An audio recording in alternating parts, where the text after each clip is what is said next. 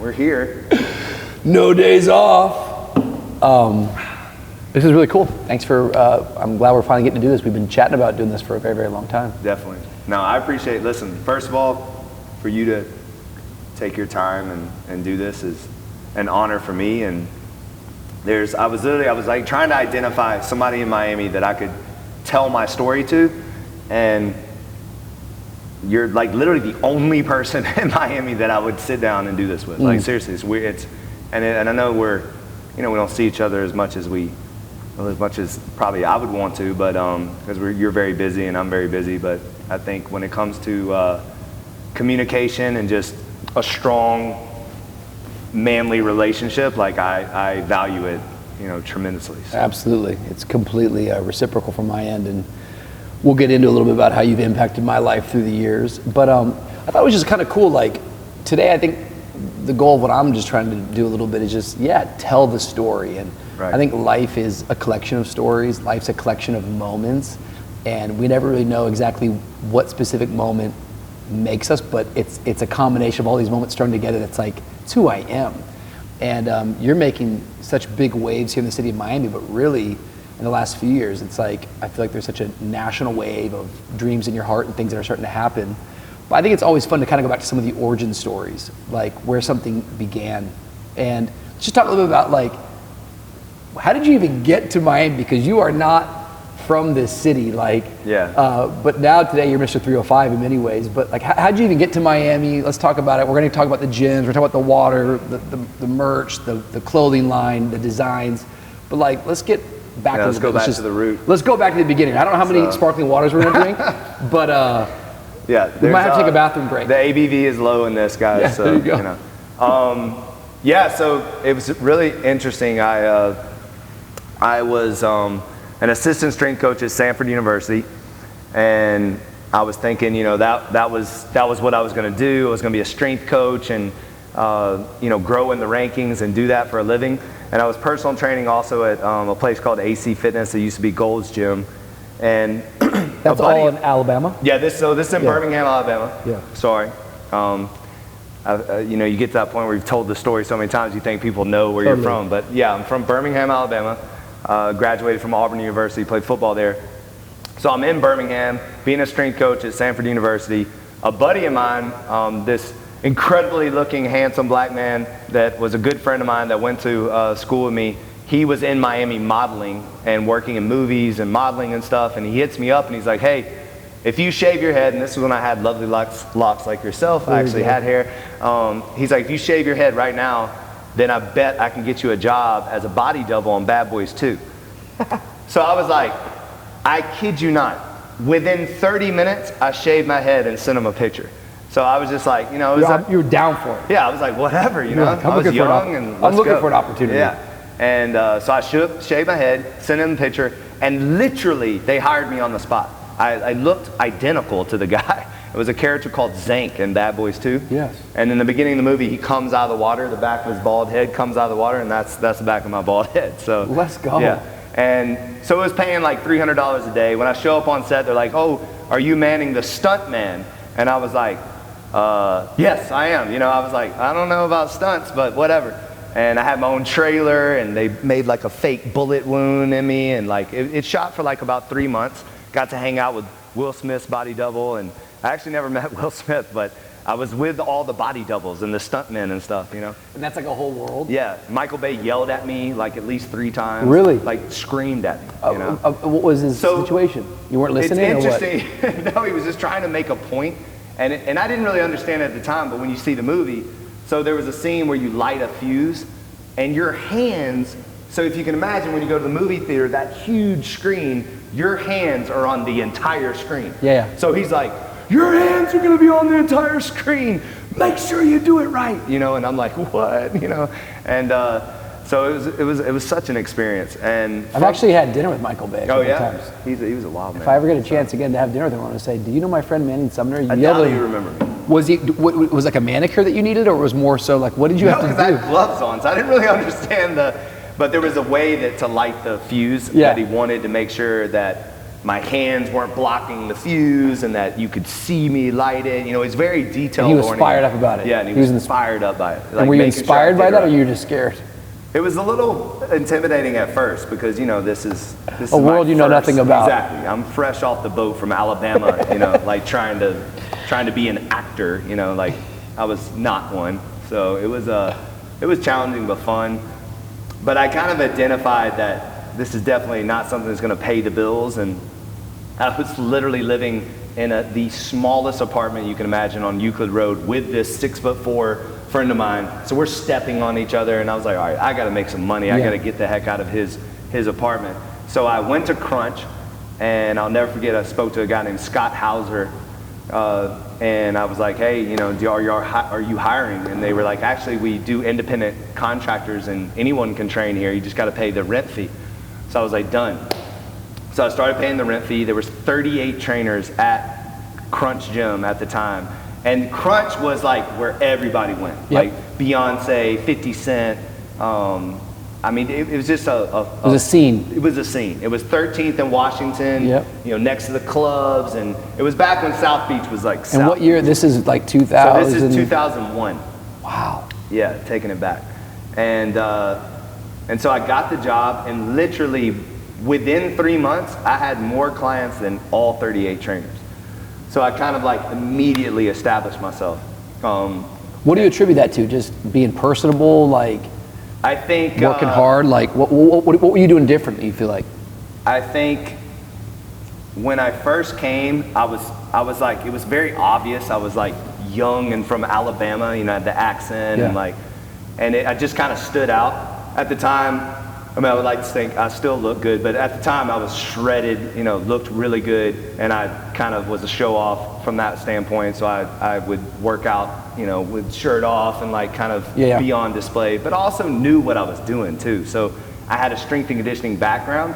So I think the combination of looking the part, but also knowing what I was doing was very attractive. And then also too, I mean, let's face it, Miami was full of, you know, the gay population, and I had 17 gay clients right at the beginning because they loved me, you know, and I loved it. I thought it was awesome. I mean, they love to work out, they have money, and they're loyal too. So it just worked out, you know, it worked out. So you're working hard, you're going to work every day. What do you feel like when you look back at that time, what do you think you were learning that has even stuck with you to this moment? Like, if you go back, that's 20 years ago. Right.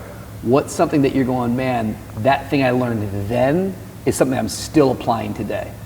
I think dealing with people, first and foremost. I think, like I just said, 17 gay clients, but then there was also, you know, probably 14, you know, regular people, but every single person was different. Like every single personality was different. Some were difficult, some were needy, some were easy, some needed more attention than others, some needed you to be hard, some needed you to be soft, some, you know what I mean? Like there was, you didn't have one client, you had 24 different personalities that you had to manage and figure out how to motivate them, how to keep them progressing, how to keep them engaged in this journey of fitness, how to stimulate them in different ways, each person, and then also too, just kind of like throwing yourself out there from a standpoint of being able to talk to anybody. Like I feel like I'm that kind of person that I can just talk to anyone. Yeah. Like sometimes you yell when you're not supposed to yell. Like you think that this is a client that needs to be, you know, like do it again, like that. And then all of a sudden they don't talk to you for 3 days. You're like, oh no, I shouldn't have yelled it. I read that wrong. I read it wrong, right. So I wasn't perfect by any means. I lost clients. I said the wrong things, I did the wrong, but through that, you're like, man, if I would have recognized there were signs, like, and then you go back and you play it over your head, and you're like, man, there were signs, I should have listened, but a lot of times you do it a certain way, and I come from coaching background, so coaches, like, they're constantly yelling at you, correcting you, and so you think that's the only way. So it was really just a time for me to develop new ways to do things, and that I didn't have to be so intense all the time with everybody. Sure. And I think that's what I take with me today. Certainly, it's been 20 years of learning that, but I think to answer your question, to go back to that time, that would be the biggest thing, is just learning how to deal with people, all shapes, sizes, sexes, ethnicity, everything, just dealing with different personalities. Which is really the key factor, I think, to any kind of a great leader, is learning how to work through people, work with people. Right. I think what I'm really fascinated by, and the reason why I'm even asking that, is just because there's not really any secrets to success. There are just routines that go unnoticed. It's the compound effect. And so even when I'm saying that, it's like, I think that we learn lessons along the way, but there's some lessons you learn at 20 years of age that you have to keep doing at 40 years of age. It's like when I went and got my driver's license, like going to whatever that driver's school was, right? It's like 10 and 2, right? 10 and 2. Well, I'm now 38 and I'm still driving a car, and I still have to do 10 and 2. Right. Like, if I don't do 10 and 2, I'm gonna swerve off the road. Maybe I got a little bit better at driving, but I'm saying there's certain principles that what I did at the start of my career, I still have to do at the end of my career. Otherwise, you will swerve off. Otherwise, you will find yourself destroyed. And so I like the lessons that we learn, but sometimes people think it's like, oh, that was small time. But it's not small time. It's the beginning of time that begins to create principles, codes, standards that we live by. Yeah. You never lose it, you know? And if anything, you got to even take that and again, apply it. So I remember as a young man, just like 23, when we first started doing church type stuff, I had to learn how to get something done with very little resource. So I just think even at 38, we might have more resource today, but I want to believe that I learned how to be resourceful. Right. I want to learn that I believe how to be innovative, that innovation is birthed out of limitation. So many times we curse the limits that we're given, but it's actually the limitation that's creating a pathway for innovation to happen. I love the way you said that too. It's a mindset, you know. Yeah. And I think that those early days, you're starting to form a mindset that we're going to get to where we're at today, but going back to those early days at Crunch is a big part of the story. So you're there, you're training, you're teaching. How long before you get out of Crunch, and what's that journey? Yeah, so what happened was... And you're how old are you, 23, 24? So how old am I? 2001? 23? 20 years ago, Something like that, exactly, yeah. Not to, I'm old fart over here, but yeah, I'm 45 now, so yeah, it was something like that. You did your 40th birthday in 2019, I know that. Oh yeah, in New that's York right. City. In New York, right before the pandemic. Dave Chappelle, yes, that was a great time. Sick. We were sick as dogs. I think we had COVID. We didn't know. Yeah. We were sick. Yeah, a year before it came out, we had it that summer. Exactly. We were so sick, and it was Manning's birthday. We went to New York. We went to go see Dave Chappelle. We were both under the weather, and we wouldn't allow ourselves to not still celebrate. It was kind of funny because it's like, we already made this plan, we're gonna do it. Yeah, but we were deathly sick. It was fun, bad, bro. And we had a good time. Yes. We made the most out of it. So you're at Crunch. Talk about, you're working there, you got all these clients coming. Yeah. That's the beginning of you going, oh, I'm good at this. Yeah, I think I identified immediately that exactly the way you just said it. I was like, you know what? I must be good at this because I have more clients than anybody. But I didn't let it go to my head. It was more like, and this is why I think, is because, so I had a lot of friends because of my college football days that were in the NFL. Sure. So I started getting phone calls from my NFL friends of like, hey, what are you doing? Where are you at? And as soon as I said Miami, they were like, oh, bro, we got to come. We got to come. So everybody loved Miami. So I started to get some of the guys coming down during the off season, and I started training some NFL guys in the off season. That's when I met the infamous Nevin Shapiro, who most people know from the Ponzi scheme, but I actually met him before all of that happened, way before all that happened, and he was the largest owner of the University of Miami, and he just like really took me under his wing. He was just like, we just hit it off from day one.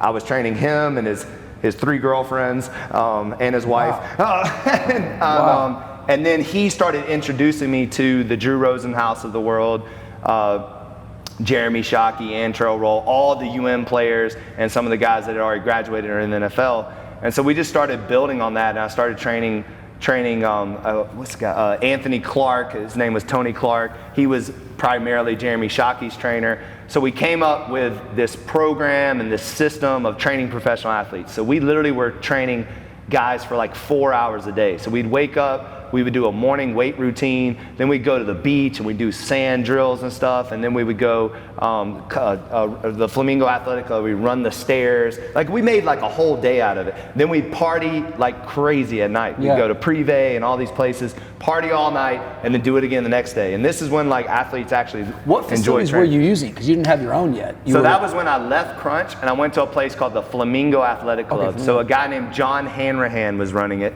Fantastic guy. Almost, I would say, even another mentor of mine. Like, just he was a world-class wrestler, and his just dedication to fitness, his dedication to excellence, the way he did everything, was just you took notes. So you were renting space essentially there to bring clients through. Yeah. So I was a personal trainer that rented space that started training these professional athletes in this space. There was a full court basketball court on the roof. We would play basketball for hours, and I mean, I'm talking some runs. I mean, Jeremy Shockey, like Jim Jones, like, I mean, it was like a scene. It was like a celebrity scene out there, an athlete scene. And I ended up having 29 NFL guys that I was responsible for during the off season, and then I met a guy named Troy. So this is crazy that I have two former clients that went to prison, one for a Ponzi scheme and another one that was a con artist. But of course I didn't know that when I was training them. Yeah. But I met this guy named Troy Stratus, and he was like, "Hey, I need a personal trainer to travel with. Would you do it?" And I literally, again, I was just at that age, I think, where you wanted to challenge yourself, you wanted to try anything. So he was like, "I'm getting on a private jet tomorrow, like, I'll pay you today, and we're off to the races." And I was like, done. So I left all that business aside and jumped on a private jet, had a big stack of cash in my pocket, and started training this, what I thought was a businessman. He come to find out he was a con artist. But we ended up in LA with Eddie Murphy's ex-wife. We ended up traveling all over the place, staying at these penthouses, and it was a wild time. But then, I'll make a long story short. What do you think at that point? Do you think you had vision at that point, or you were just taking the opportunities that came your way? Like vision for like just going like you gave up all those clients. Yeah. Was that a big decision, or that was kind of like you shaving your head when Bad Boy? You were kind of in this place of going, I'm young, I'm down for an adventure. Is that kind of what you or? I think so. I think I probably was a little bit naive in the fact that I saw $10,000 in cash in front of me. Yeah. Like instant money. I think the private jet and the fanciness of it was enticing at the time. Certainly didn't realize that giving up a consistent, steady clientele to then take on a person who happened to be fraudulent. Exactly. So I tell people all the time that it's when I watch Devil Wears Prada, you remember that movie? Yeah, of course. When I watch that movie, Meryl Streep, some of her finest work. Let's chill out. Okay. Yeah, of course. When I watch that movie, I watch it as if I went through it. Like, really? He treated me like that. Okay. Like he would say, do this, and it would be an impossible task, and I would have to figure out a way to do it, you know? So I think during that time, although it was very weird and stressful, and it was creepy, to be honest. Like, the guy was definitely like bisexual and hit on me every day, and it was very weird. I learned a ton of how to figure stuff out, again, how to deal with people, and how to manage through just serving, even though, I was serving a con artist, but I didn't know it at the time. But I was just committed to doing a good job, however that looked like. And so by traveling with him and doing all this crazy stuff, I was just learning how to figure out and learning how to deal with difficult people. Yep. And so then that blew up in my face, because he told me he loved me and he wanted me to be his Brad Pitt, and I was like, I'll see you later. So really? I will never forget, it was a sushi restaurant in LA. He like looks me like deep in my eyes, and he's like, I'm in love with you.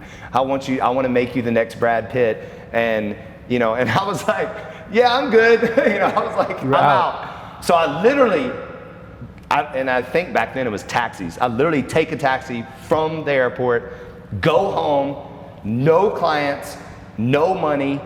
How long had you been on the road with him? Or 6 months. Oh, wow. And by the way, he's supposed to pay me $10,000 a month, and I only got the first month. Because I was he was paying for everything on the road and stuff. You're like, I'm good. Yeah, so I figured I was good. So he conned me also. So then I get back to Miami with nothing, with nothing. No clients. I'd given my clients away, so I had to essentially start over. Wow. But that's when I met Scott Stapp. So then I meet Scott Stapp, and we just hit it off, and I become his private frontman for Creed. Yeah. And I meet him, and we hit it off, and I become his private personal trainer. Tell me about meeting Scott Stapp. How do you meet Scott? He comes in, you're training again, he walks in, or mutual friends? I honestly don't remember I don't remember the Crowbar. It's like random clubs from Miami in the early 2000s. It was an introduction. It was someone introduced me to him, and he asked, what I did. And I told him, and then he was like, I need someone. And he was fat at the time. Like, it was one of his periods where he just got off like painkillers or something. So he was swollen and fat, and he was about to put out his new album, the Scott Stapp album. Okay. It was after Creed. Yeah. And yeah, you know what? It's a guy named Manny. I forget his last name. It was his manager that introduced me. Now I remember. His name was Manny. I met him years ago. Okay. So it was him that introduced me. And it was crazy because he threw up every single session for 3 weeks straight. And every time I was like, oh my God, he's gonna fire me. He's gonna fire me. Like, this guy was like, and I'm talking violent throwing, like, like every day. And I'm like, this is never gonna stop. And I literally, after every session, I was like, he's gonna fire me. He's gonna fire me. And 3 weeks later, he like starts to look better. He starts to feel better. Yeah. And then he stops throwing up, and then I can push him a little bit more. And then before you know it, this guy looked amazing. Yeah. And, it was really fun period of time for me. I was in the studio with him a lot, just helping all aspects. I was kind of like the security also, security detail, which was very difficult dealing with a guy like him. But it was fun. We went to every Heat game on floor seats, it was a good time. And again, a good learning experience to deal with. And I don't want to call him a difficult person, but just somebody at a high level that you had to serve. Again, it goes back to sacrificing your time for someone else. Everything was about them. It didn't, it wasn't about, like, if he called me at 3 o'clock in the morning, I had to be available, that kind of thing. And so it was definitely a learning lesson. So yeah, I could talk about all these things for hours, but that idea of then, like, I think what's fascinating is, and I think it's also encouraging, because once again, whenever you start to compare then and now, people can see now, and if they're not careful, they can just think now was always then, but it's not. It's always sort of a broken, fragmented, it's never a straight path, right? It's kind of like over here and over there. I just feel like the guy that I know today, though, is so laser focused with like intense vision. Yeah. Was that in you then, or that's all I'm trying to land on that? Like, are you working for Scott and are you going, oh, I could do this for 2 other major celebrities? Or no, you just... I always saw a facility. I always saw me owning a gym. And actually not even just a gym. I saw myself owning a sports complex, like with a pool and a track and a full court basketball court and all the amenities. And like, I always saw, because I was training, and where it came from was I was trained. Do you hear that? It's like crazy. I don't know what that is. Might Anyways. be outside of the space. It's all good. So when you talk about vision, I think the vision for legacy started happening when I was training the con artists, because we were going to all of these gyms across the country. And every single time we would go to a new gym, I would say to myself, the energy in here is like, the setup is the exact same. Every single gym you walk into, front desk, you have offices, you have a cardio section, a free weight section, a machine section, and then aerobics room, right? They all look the same. Whether 24-hour fitness, Gold's Gym, Equinox, all of these gyms, they look the same, they feel the same. There's TVs everywhere. Everybody's walking around with zombies with their headphones on. I'm like, and I came from a college football background, so I'm like, this isn't fitness. This isn't cool. Like, there's no energy in here. I went to one place in Salt Lake City, Utah. It was a Gold's Gym in Salt Lake City, Utah. And it had the most gorgeous view of the mountains. But other than that, the gym was whack, but the view was cool. And so I was taking mental notes the entire time of, if I owned the gym, this is what it would look like. If I had the opportunity with this space, I always, and I've done this my whole life because of my mom. So my mom used to rearrange the living room and the dining room like once a month. And then I would help her. And then it got to the point where I would do it. And so I was like an interior decorator. And I loved it. And then she also took me shopping with her all the time. So I would watch her, do the shopping and what she picked out and things like that. And that's kind of where my creative comes from. And to this day, if I walk into a bank, like if I'm in the bank, I'm looking at how I would remodel it and how I'd rob it. Like, that's what I'm doing. Like, I'm not just in there waiting on my thing. I'm literally analyzing, this place is ugly. This is how I'd make it look better. And then if I wanted to rob it, I could do it like this, like that. And that's how I am with gyms. So when I walk into gyms, I'm like, why do they have this here? That doesn't make any functional sense. Like, why do they do this? Why do they do this? And through that experience is how I design legacy in my head. And obviously I didn't know when or how it would happen. Sure, yeah. And so when I was training Scott, you're so in the moment of training and being that servant to him, you're probably not thinking about that vision, you know. But it didn't mean that I wasn't putting things in filing things away. Yeah. So that's I think one of the things that's really interesting that I've learned about all great leaders, and I don't know if people phrase it this way, but I think it's a good way to phrase it, is that many times vision is truly birthed out of frustration. And so people are like, I don't know if I have vision, or I don't know if and I always go, well, what are you frustrated about? So it's like, if you're looking for... Because and correct me if I'm wrong where you're going with this, when you say that, how I hear it is that frustration causes you to have to solve a problem. And to me, that's what leadership is. It's constantly solving problems. You got it. And so it's like you're walking into gyms going, this isn't right. Like, I got this client here and this could be so much better. Yeah. So you're frustrated about a current status quo, but what you're looking for doesn't exist yet. Therefore, you're dreaming up something. You're seeing something with your eyes closed that's creating a picture of some sort. It might not all come perfectly. Sometimes it does, but you're starting to get vision. Right. But it works this way, not just with like our businesses. I'll talk to men, and it's like, bro, what's your vision for your marriage? It's like, vision for my marriage? I wouldn't even know where to begin. Well, it's like, start with your frustration points. Are you tired of sleeping on the couch and not in bed with your spouse? So. All right, now you have to give a vision. The vision is, these are values. When we fight, we don't separate for the night. Well, that's a vision statement. That's something to run towards. And so I like those connection points, because I feel like every great leader, whether it's business, usually there's a place of going, there's a need that I like to meet, and there's not a supply for it. I can't find the answer, so I have to go make the answer. I have to go solve it myself. You're with Scott. How long are you serving with him, and where does it break off that all of a sudden you start your own gym? Yeah, so that was in 2004 and 5, I believe. And then we really kind of had a falling out because I went. So Scott was amazing during the time we were in Miami. He was all about his kid and training and getting right. And then launching his album, once the album was done and we went to LA to launch the album, I kid you not, this guy turned into like Jim Morrison. Like, his personality flipped. So it was back to drinking out of the bottle like Jack Daniels, and it just, anyways, make a long story short, it kind of fell out. Again, one of those scenarios where I had to start over, because you had one main client kind of paying your bills, and he was paying me, so it was a good situation. But I came back to Miami kind of like, all right. Were you disappointed? I was.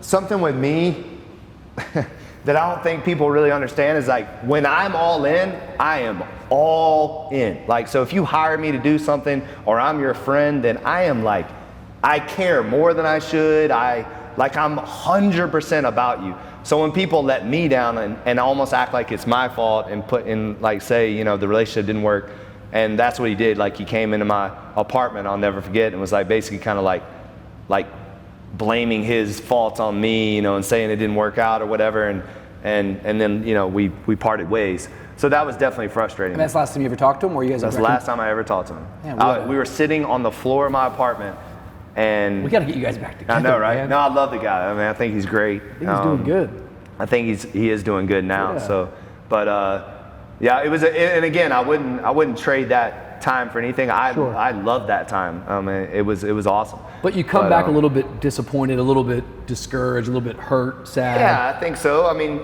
I got to rebuild again. Exactly. I mean, it was like. But I'll tell you one thing, I've never been a type of person to like wallow, you know, like to be like, oh, poor pitiful me. I jump back on the horse every single time. Like, good. I'm like, all right, what's next? Let's go. So for me, it was like, all right, it didn't work out, let's go. So I honestly just went right back into training and, you know, building clientele. And then that's when I met Mark Gordon. So Mark Gordon found me in the newspaper.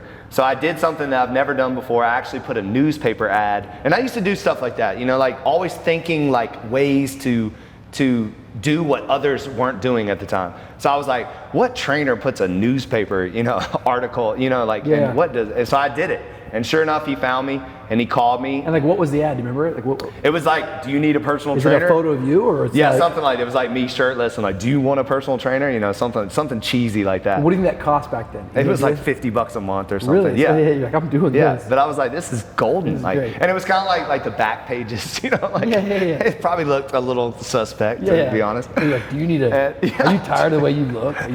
Something like that.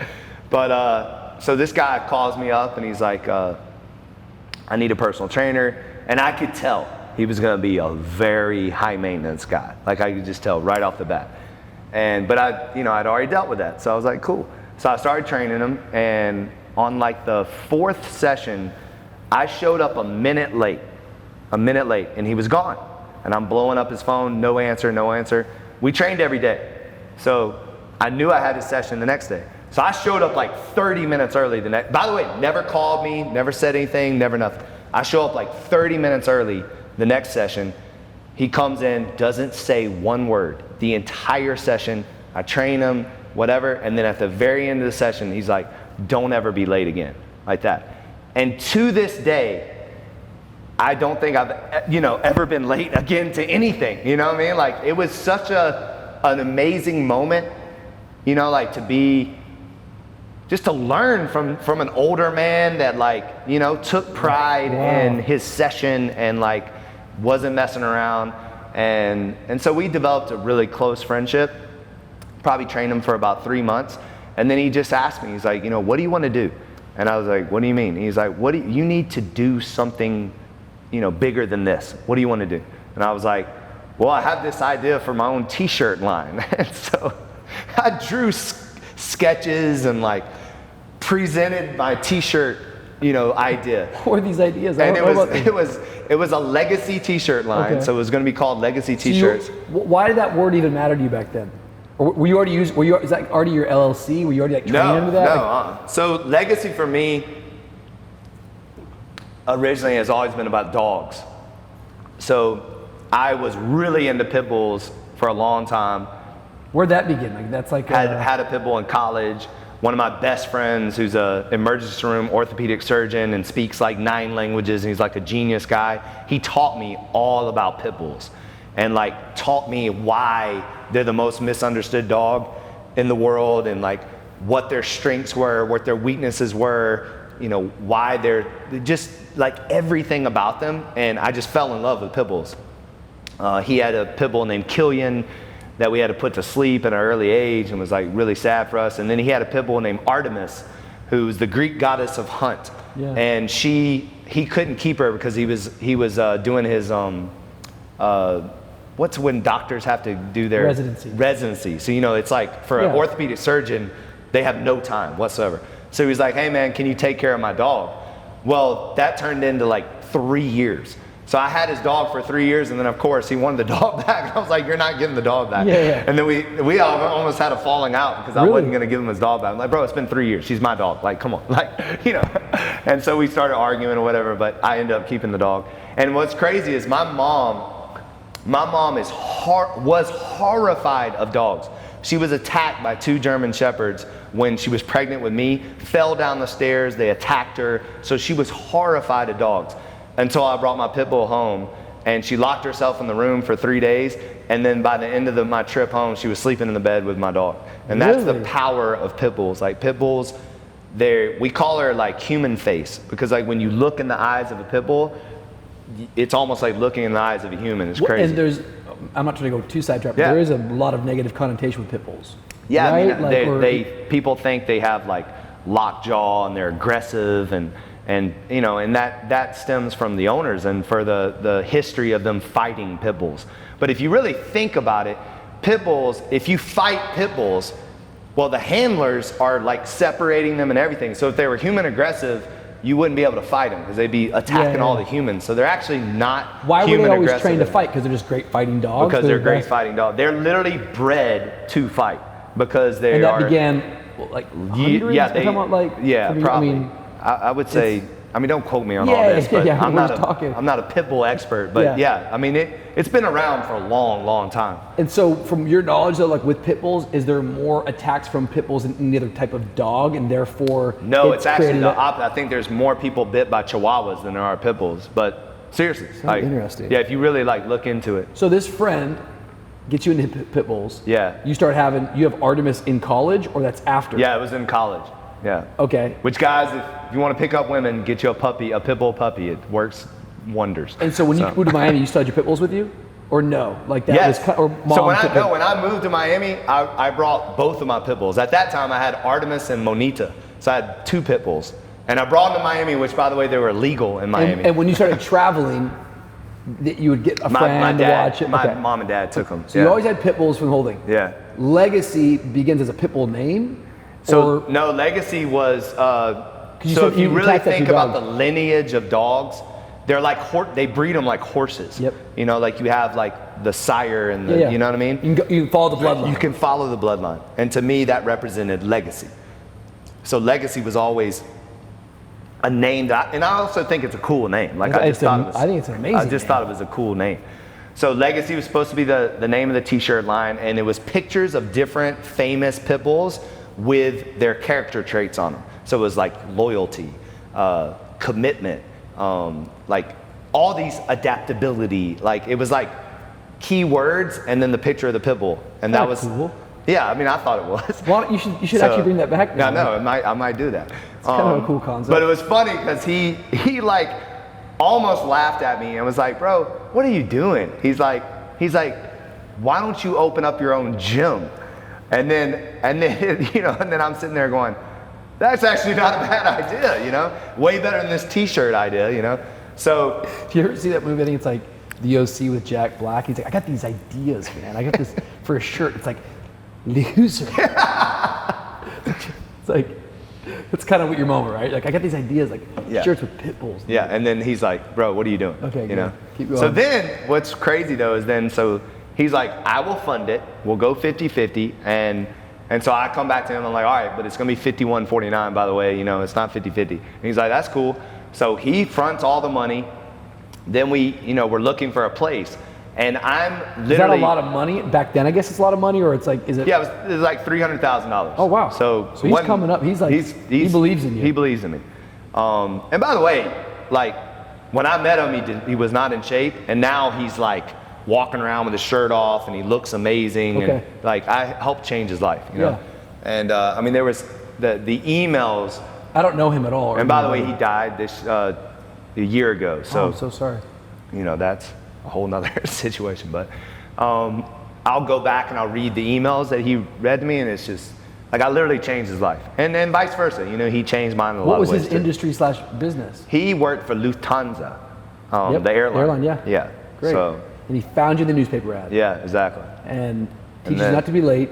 Yeah. One day he's like, "Bro, what are you gonna do with your life?" Yeah. "I'm gonna make T-shirts." Why don't you just open a gym? Yeah. Okay, 5149, here's $300,000. You're looking for places, what do you find? Yeah, so we hired like 3 different real estate people. You know, they can't find us any places. So I literally get on my bike and I'm like, I'm gonna find this location myself. And I spent like 3 hours riding around Edgewater and Wynwood on my bike. And I'll never forget, I'm on my bike and I'm going down this creepy ass street. There's crack houses on the right, there's crack houses on the left, there's hookers literally going, hey, hey boy, like this. I think I had a tank top on. There's homeless people at the end, and there's this empty gray warehouse with a sign that says for lease. I go back there and I sit on the train tracks, and I am not kidding. It wasn't an audible voice, but it damn near could have been. It was literally like, this is it, this is it, this is it. And I was like, this is it. And so I hit him up and I'm like, I found it. He comes and he's like, hell no. He's like, there's no way we're opening a gym here. Yeah. This is suspect, sketchy, no way. And I was like, no, we are, and this is it. And he's like, all right, because he did give me control of like everything. So we built it out, I opened it up, and we opened November 2008. December 2009, so 13 months later, the gym floods, like the entire gym floods, like the whole thing, like 2 foot of water is in the whole gym. Ruined like half my equipment, the flooring stunk, whatever. I'm sitting there Christmas Eve, bawling, crying in a flooded gym. It was a bad year too, so you gotta remember, opening up a gym, a private training facility after a recession in the hood is not exactly a great business model. Sure, yeah. So I had my clients, like my high-end NFL guys and NBA guys and guys that drove like Rolls Royces, they would come to the M Block and be like, yeah bro, we're not coming here. So it was really bad. And then that Christmas, so I barely had clients. And then another thing too is I was trying to find trainers. So do you remember Me Gym back in Miami back in the day? M-E? Yeah, they did a reality show on it. Okay. So it was when personal training private gyms were like a thing. Okay. Because they were doing like reality shows on them, and that's where I kind of like thought this concept would work. This and go, this could work. So I was like, the concept was me and 4 other trainers, so 5 trainers training all day long, splitting the revenue, and boom, we're off to the races, Yeah. I went through 19 trainers in the first year. One of the reasons for it was because they didn't have my work ethic. Number 2, I probably scared them all away because I probably yelled at everybody because of their lack of work ethic. So I didn't really do a very good job of leadership at the time. I was like, if you didn't show up here at 5 a.m. and stay till 11 p.m., you suck. Like, So it was not very good. And then so the first year was a disaster. It was a disaster. Then it floods. So I'm sitting there like literally like bawling, crying, sitting on a plyo box, crying, water up to my knees, and I'm looking around, and that lasted about 30 seconds, to be honest. Like I probably cried for about 30 seconds. And then I was like, get your ass up. Like, what are you doing? So I got up, got buckets. I literally start cleaning the gym. Then I start rearranging the gym. Then I get on there with money I didn't have, start ordering some new equipment. And then I start cold calling people. This was Christmas Eve. I'm cold calling people. Yo, bro, I got a deal. I got a special. You want to train with me? Best year of your life. We're gonna get you in shape. January 2010. This is your year, man. This is your year. $5,000. Boom. Hey, man. Yo, man, it's Manning. What's up, bro? You ready to change your life? You ready to change? $10,000. Boom. But $38,000 in cold calls. Stop it. On Christmas Eve. Stop. Swear to God. Yeah. Just boom. Let's go. So then I'm like, I'm back in business. Let's go. So then start training people again. And little success, but again, just not finding anyone to work with. And I was, at the time, my back was really, really bad. I was, popping painkillers and really struggling. Was in a nasty relationship. Like it was a bad time. I was working to death, like 14-hour days, and I just couldn't find me. Then I ended up meeting Irving Rowland. So he was a skills coach and strength coach and video analysis guy for Mario Chalmers. He also did it for the Boston Celtics. But I was living in and it's gonna sound like I was really balling, but I really wasn't. I just got a deal. But I was living in the penthouse of the Quantum, across from Mario. It's because I got a crazy hookup through a client or whatever, but it was a badass apartment. But it was really nice. 49th floor, terrace, like the whole nine. So a view of the city and the ocean. It was awesome. You had like a mattress on the floor in there? Yeah, something like that. Yeah, exactly. Like the Michael Jordan's Wings poster. Right. Like, what's up, man? Nintendo game. Yeah. Like 2 beanbag chairs. No, it wasn't that bad. Yeah. But Urban Outfitters, like, paper lamp. But I met Irvin, and it was right before the NBA lockout. And he told me, I was like, what do you do? And he's like, I'm Mario and he actually said, I'm Mario Chalmers' personal trainer, is how he said it. So then I invited him and Mario to my gym. I trained both of them. And after the session, I was like, yo, man, like, listen, you're more a skills coach, right? You're like a basketball coach, right? And he's like, yeah. And I said, well, I'm more of a strength coach. I go, why don't we team up and we can, you can handle the skills and I can handle the strength. And he was like, yeah, that's a great idea. And I was like, I'll help you lose weight, whatever. And he was like, yeah.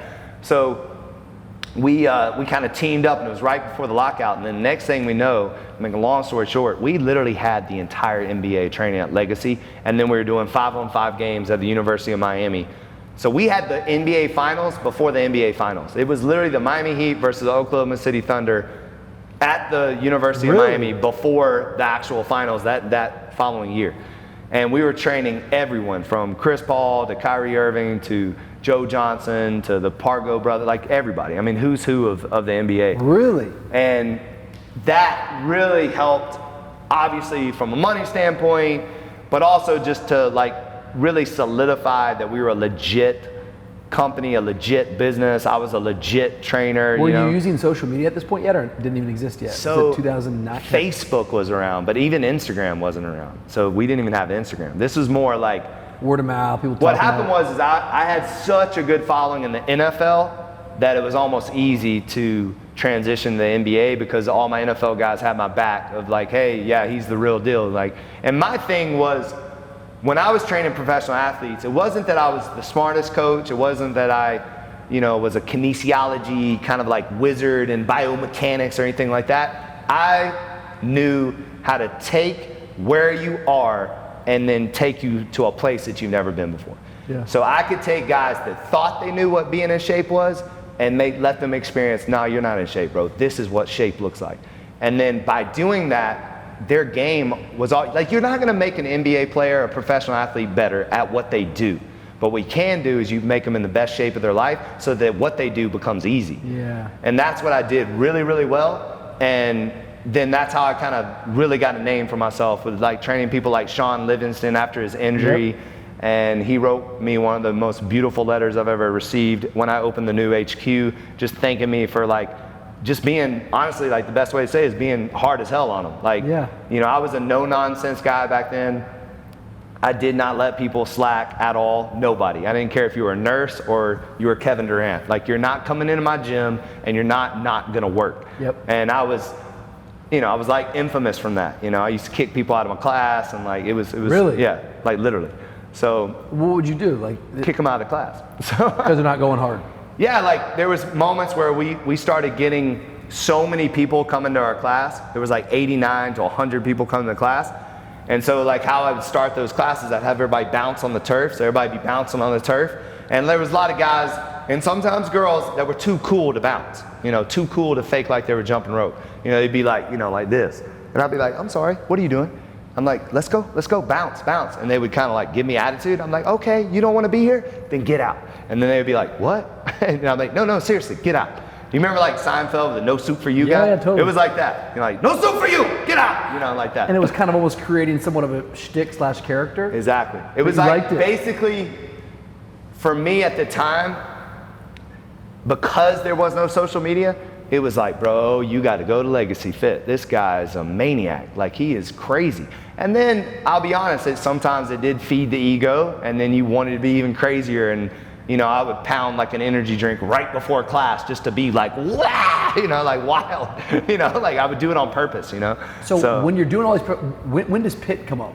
Part of interval training, because that's a really big part of, in many ways, I think, what you brought to the fitness space, which is major innovation. That I think there's probably a lot of iterations of people maybe mimicking it or versions of it, but it's really an original concept for you and really what legacy gyms are about. Talk about that for a second, because that's really interesting, I think. Yeah, PIT, which is partner interval training, which also I think ironically is the first part of Pitbull, which so it like all kind of goes. What happened is that I identified that, listen, my business model is not working. Me training and then finding 4 other trainers and us doing private training is not working. Yep. At the time, I started noticing the Barry's boot camps of the world, the and Orange when you say Theories. not working, no room to grow, no scalability. No scalability. I finally came to that place where I was like, do I really want to train when I'm 40 years old, one person at a time, all day long for 14 hours? I go, no. I was like, I'm tired of these people, tired of dealing with people that much. And not because I have a love-hate relationship with that, like you love it, but it's also really draining. Yeah. You want to be there for, I'm sure you feel that often, like it's heavy, right? Personal training is a very life coach kind of, like it's more than that hour. They're texting you 2 hours later. They're texting you while I would get texts with people at the restaurant of their menu. Hey, what do you think I should order?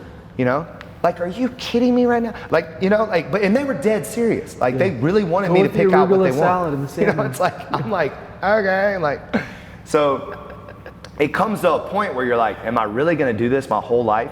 And then what happened is that not very many people can afford personal training, and especially at that time. So I was trying to pivot and figure out what's more affordable, what would look like our version of a Barry's, Orange Theory, these kind of places.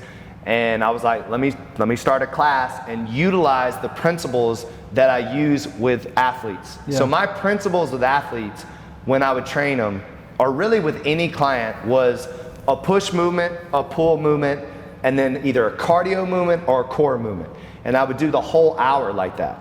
And what it did was it shut them up first and foremost, because most people just want to talk the whole session. So it forced them to keep moving and keep working. It created balance, because a lot of times people are front loaded or they're very heavy. They do all pushing or they do all pulling. So whenever you do things this way and then do things this way, you're complementing the body in a very symmetric way. So I did it that way. And then also, like I said, time. It makes the time go by so much faster when you're like, Rich, we're gonna do a push-up, a pull-up, and then you're gonna run 1 minute on the treadmill. And we're gonna do that 4 times. And then you do that, and then we go on to the next series. And then we do that, and we go on to the next series. Yeah. So that was my philosophy. It was like push-pull cardio, push-pull core. I had already had that philosophy. But then I was like, well, how do I implement that into a class where I can train more than one person at a time? So I started a class at 5:30 p.m. on Tuesdays and Thursdays. And that's where it got way out of hand. It was like 128 people showing up, 80 people showing up, 70 people showing up. So at that time, I felt like I didn't have enough accountability. I almost felt like it was a little chaotic. So I was like, all right, this is not working. You're trying to manage everyone. Yeah, and I was like, I can't manage this many people being one person. So I started pairing people up. And when I did that, you would turn 80 people essentially into 40 people. And then I started noticing people helping people. I was like, I would just kind of watch. And it was like, Rich is helping Manning lift the weight. Like he's spotting him, he's counting his reps, he's motivating him. And I was watching people coach their partner. And I was like, there's something to this. And it just kind of like, then the creative juices started flowing. And then obviously I was still doing personal training at the time, and I double booked. And so I used to double book a lot, on purpose sometimes. But so I had Marion Barber, God rest his soul too, he recently passed. He was a famous Dallas Cowboys running back, just a stud, and an amazing man too. Just humble, nice, sweetheart of a guy. 6'2", 240, jacked. And I had him at a certain time, and I double booked, and I had a really overweight woman that I was supposed to train at the same time. and they showed up together. And so when I used to double book, I wouldn't let them know. I wouldn't say anything. I would just like act like it was supposed to happen. That way I could get paid twice, you know, and it was it was like a gift, and I used to do it all the time. But how would you train? You would just have them together? Yeah, so Sorry. No, you're fine. No, and that's what I did. But in this case, you've got a professional world-class athlete. You got somebody who's right. So it was a little nerve-wracking because, like you just said, I have a professional athlete and an overweight woman. And what I did was I put them through the exact same workout. And, you know, she did a movement, then he did a movement. He did a movement, she did a movement. She did a movement, he did a movement, through the whole workout. And when they were done, they were high-fiving each other, they were laughing, they were hugging. And I literally, light bulb went off, and I was like, this is Pitt. I was like, this is partner training. And I go, anyone can do this. From an overweight woman to a professional athlete. And I was like, I have to do this. I have to like figure this out. And so then I went to the drawing board, and that's where you're like, okay, this is station 1, this is station 2, this is the equipment I'm gonna use, this is what I'm gonna do. And it just kind of like, and of course it was 6 years of, all right, this equipment doesn't work, this doesn't work, get rid of this. You know, I used to have a rope that went all the way to the ceiling, and I'll never forget, one woman climbed all the way to the top, she rang the bell, and then she let go. And then you're watching someone fall all the way down, and you're like, I mean, your heart just, you know, stops. You're like, no, and then she bounced up. It's like, yay, I climbed the rope, and she was perfectly fine, but it scared the ever-living crap out of me. What are you doing? So I took that rope down like the next day. Then we had like sledgehammers and tires in the boot camp, and then you would literally one day you'd watch a sledgehammer like go like this over someone's nose, you know, just about to knock someone out and kill them. And you're like, okay, we're not doing that. And then you would have another piece of equipment that would break all the time. And you're like, all right, that doesn't work. So it took about 6 years of, and I gotta circle back a little bit because I don't want to act like, you know, it was just me. Like in the beginning, remember I told you I went through 19 trainers. Yeah. So there was like a moment in time, and I have to tell this story because I think there's a lot of just substance to it that people can really take and know that opportunity is what you make of it. And I say that to say I had this guy, I had just fired his friend for catching him doing drugs in the gym, and he came to me. He was about 278 pounds, like just fat, and just had a baby, just got a divorce, and he's like, hey, I want a job. I know you just fired my friend, can I get a job? And I literally honestly looked at him, I was like, what are you gonna do? Like, you know, what are you gonna do? And he's like, I'll do anything. And I said, well, the first thing you gotta do is you gotta lose this weight. And I said, but you can clean the gym. And I was like, and I don't even have any money, like, so I can't even pay you. I said, I might be able to pay you in like 3 months, but that's about it. So that's the famous Sergeant Joe, and Joe came in and did everything I asked of him and then some, just sacrificed time, energy, and effort in cleaning the gym, making it spotless, and then losing 70 something pounds, getting a 6-pack and like doing everything I asked him to do. And then he was obviously assisting me in some of the classes, and then one day he was like, hey, can I do a class? And I was like, yeah, let's get you certified and let's do it. And then we came up with a pay structure and gave him a salary and all that. And then he started his 6 a.m. class. So I was doing the evening and he was doing the mornings. And you know, it started out with like 6 people, and then that 6 people turned into 10 people, and then 10 people turned into 20 people. And the next thing you know, Joe had 50, 60 people coming. So it was like Tuesdays and Thursdays, Joe had like 50 people coming, I had like 100 people coming. So we started to really build something. And he was the first person out of like 19 people that actually worked hard, showed up on time, stayed late, was committed to the brand, you know, like, and really helped me build it, you know, in the beginning, and to this day. And now he's operating our Kendall location. It's amazing. So so that was really cool, and When on that storyline did you actually come up with that acronym PIT? And even little things that are fun, it's like, what is this? What does PIT stand for? Like, so I do a lot of reading, like a lot. And sometimes it's funny, you know, you do a lot of reading and you'll read a book and you won't get anything out of it. You'll be like, you know, that was okay. But then sometimes like certain books just like give you gems, you know. And I really was obsessed with Nike at the time. And so I read Shoe Dog. I really analyzed just the building of the brand, like how like you had Nike, the swoosh, and then Just Do It, you know? And so for me, it was like legacy, the Pitbull, No Days Off. And No Days Off came from, I was training Rico Love at the time. He was a famous music producer. And we had just got back from traveling with Usher, and like, you know, I was training them and we were hanging out, and then we were like, man, we were in the gym, this like 2009, and we were like, man, we don't ever take a day off like that. And then I was like, man, no days off, no days off. And then he was like, man, no days off. And then we literally were like, no days off. And we just kept like going, no days off, no days off. It just sounded cool. And that's when I literally, you know, was like, all right, this is our motto from here on out. Like, we're not taking, and what's interesting, I got a lot of pushback from it, a lot. Like, people were like, you know, you need a rest day. Like, what are you talking about? You can't take no days off. And I was like, listen, it's not about working out. It's about life. I was like, you can't take a day off on you, can you? Like, you can't just wake up one day and say, I'm not going to do anything. Like, no, you have to never take a day off on yourself. And I go, that's what it means to me. And that's what it means for this company. It's taken years for people to have to buy into that, but now I think they finally get it, that it's more than working out. And then, just learning stuff in books and learning that the importance of, so there's some scientific data on when you have big groups, and I know you do this in preaching too, by the way. So, you know, when you're like, you know, everybody say amen, you know, like when you say something that everyone has to say in together. In unison. In unison, then it's creating a bond. And it's creating, that's why the military does it. That's why college football teams do it. That's why teams do it. So when I was like, you know, came up with PIT, an acronym, which by the way was kind of easy because I was already saying partner interval training. And then a member was like, you know, that's PIT. And I was like, oh my God, you're right. And he's like, Pitbull, PIT. And I was like, thank you. I was like, thank you, I'm taking that. And to this day, I don't know whoever it is, thank you. You know, wow. I can't remember who did that, but it was one of my members was literally like, you know, that's PIT. And I was like, and it was so funny because imagine, I've been saying partner interval training for like probably a good 3 or 4 months before someone said, you know, that's PIT. And so when he said that, I was like, oh, what is this, PIT?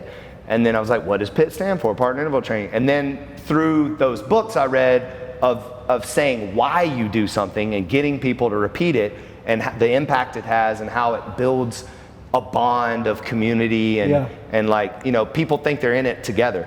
So it was just something that, to me, it just stuck with me, and I think honestly, I really do.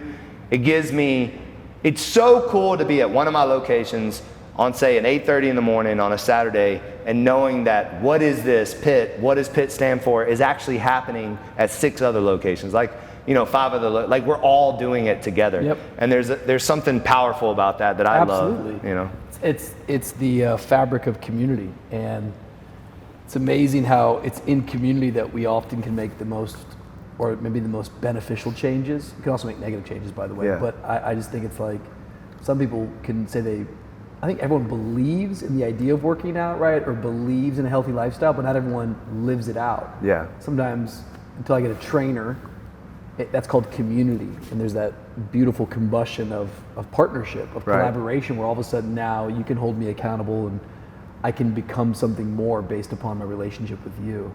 One of the things I think that's really sticking out to me, I think is just something interesting to talk about. I'd love to get your ideas or your thoughts on it. Like, we live in a world right now where I think people are always searching for, like, why on earth am I here? What am I supposed to be doing? I don't know what I'm supposed to be doing. I don't know what I'm supposed to be doing. I don't know what I'm supposed to be doing. I'll use kind of a church word, but maybe it's a word that I think most people would kind of, what's my calling? You know, like, and I think a lot of us, we think we have to go find that. What's really fascinating about your story is that you didn't find anything. It just kind of keeps finding you. If we just go through this series of events, hey, bro, I think you get this stunt job in Miami. Like, you're in Miami 20 years later because of a Michael Bay idea of doing Bad Boys Part 2. Like, you're not even an actor. To, you want to do a t-shirt maybe, and a guy's like, let's do a gym. To, you PIT with some member going, it's PIT, bro. Like, it's just kind of funny where, like, it keeps coming and finding you. How would you weigh in about something like that? What is that for you? that's an attitude, that's a mindset, that's God ordering steps. Like what language would you land on? Because I think there's something encouraging about that. Like everyone's like, look within. I don't know if it's always, I think sometimes it's, I keep talking about something external comes and finds us many times. Like it's action, right? right? Talk about that. Like, I know for a fact I have favor on my life. I mean, I can honestly say I have favor, but I think it's through action. And I think most people wait for something to happen to them instead of moving towards something. Good. And sometimes you just gotta get up the couch and go try. You know, it's like, even if you fall flat on your face. And the truth is, if you really think about why I moved to Miami, I failed. I moved to Miami as what? A stunt double, body double. And then, by the way, I got into modeling and thought I was gonna be an actor and a model, you know? I literally did. I thought I was gonna be, you know, like some kind of famous guy or whatever. I mean, I tried out every reality show. I did that whole scene. You know, went to the Dolce & Gabbana castings. I did all that. And I failed miserably. But I didn't. You know what I mean? Right. It just wasn't what I was meant to do. It wasn't my path. But I think that by the willingness to take action, by the willingness to say, yeah, I'll shave my head, I'll send you a picture. The hair will grow back. Well, you know, now it's not, but the hair would have grown back, you know? Sure. And I think I think a lot of times people, again, it just goes back to people are waiting on something to happen to them instead of making something happen. And it's very good. And for me, if you don't put yourself out there, then you don't know what opportunity you're going to miss out on. It's like, show up. It's almost like fitness too. Like I tell everybody, you know, that, oh, man, I just don't know if I can do it. Of course you don't know because you're not showing up. Just show up and see what happens. Like be consistent in your action. Very good. You know? I think the idea of being proactive versus reactive as well, right? Like, I think people forget that indecision is a decision. And so you don't decide, and so you kind of always live a little bit divided. And it seems like a lot of your life has been taking action, not necessarily knowing if it's the right door or the left door, but at least taking a chance to open a door. Yeah. And as you open a door, you actually step closer towards. DC did a great sermon on it, or it might have been you, but the seeking perfection causes you actually just to be paralyzed. Yeah. Like you actually don't do anything. Yep. Is because you want it to be perfect. And I think Instagram and this world that we live in now has made everything seem so perfect that people don't do things because they don't want to mess up or they don't want to appear to have flaws. And it's like, there's so much beauty in mistakes, right? Like that's what I love about my journey is that I've failed miserably at tons of different things. But because, I will say this, when you fail, are you learning and then knowing how to apply it? So I'm not saying just to go fail at everything you try, but fail, learn from that, and then apply it to the next thing. Learn how to fail forward. Fail forward. And it's like I've always said, it's like make a million mistakes. Don't make the same mistakes. Don't make the same mistakes. Exactly. Learn from the mistakes. Let that become a foundation of growth. It's really great to talk about because if you walk in today to your latest location in Wynwood, which I think is the current headquarters, it's a work of art. I mean, I've never seen a gym like it. It's beautiful. But the lie would be to walk in there and think it's perfect. Exactly. Because it's actually this beautiful, broken, fragmented mosaic road of a lot of pieces that come out to create this place today. I think in many ways, the environment of it is perfect, but it got there from a lot of failing and a whole lot of stories. I think that's what's really, really inspiring. Talk a little bit about you start Pitt, you're launching locations, you've actually got a scalable model here that comes from your brain and comes from your ethos and your value system, but now I can take Pitt model and I could, in Coconut Grove where I live, I could almost franchise and take out what you're doing. That's happening now. Locations are opening, but this beautiful gym that you have, talk about just getting there and like what that means to you. Yeah, so we now have 6 locations. I stopped franchising in 2017. I opened up my first franchise in South Carolina. It did, okay for 5 years, and then COVID wiped it out. And then I did a franchise in Dubai, which actually crushed it. We had like 800 something members the first month, but it was some crooks, and they ended up scheming me and keeping my money and stuff like that. So I had to fly to Dubai and take all my logos down. And so it just gave me a kind of a bad taste in my mouth for franchising. Yeah. So our only franchise right now is in Doral. Shout out to Denise and Swan, they're amazing.